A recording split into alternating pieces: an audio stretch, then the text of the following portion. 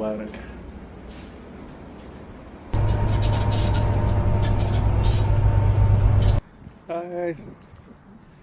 காலையில் 6:30 தொழுக போய்கிட்டு இருக்கோம்.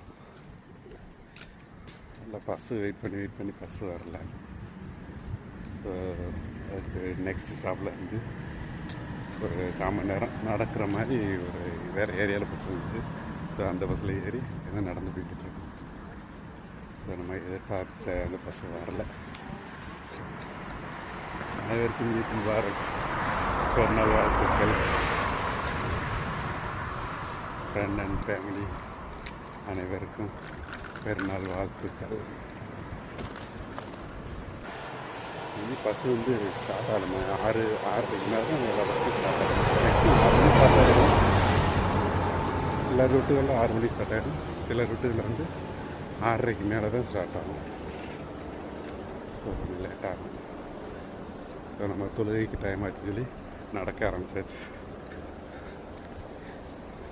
எத்தனை மணிக்கு வேணாலும் சிங்கப்பூரில் நடந்து போயிட்டுருக்கலாம். நைட்டு 1 மணிக்கோ 12 மணிக்கோ எந்த டிஸ்டர்பன்ஸ் இருக்காது. நம்ம ஆட்டில் நடந்து போய்கிட்டே இருக்கலாம். சுற்றி ஃபுல்லாக லைட் தான், ரோடு ஃபுல்லாகவே லைட் தான். மாட்டில் நடந்து போய்கிட்டே இருக்கும், எந்த பயம் கிடையாது.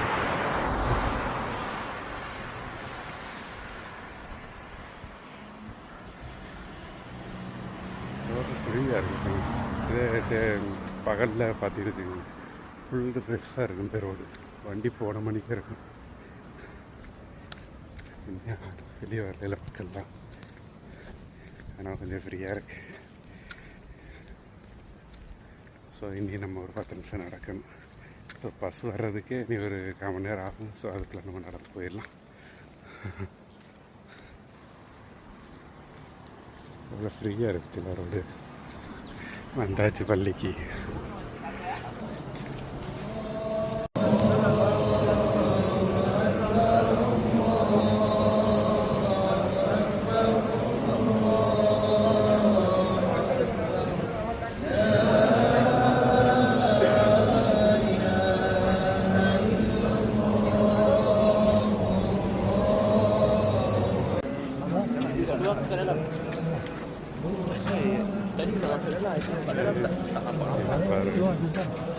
பெருநாள் வாழ்த்துக்கள்.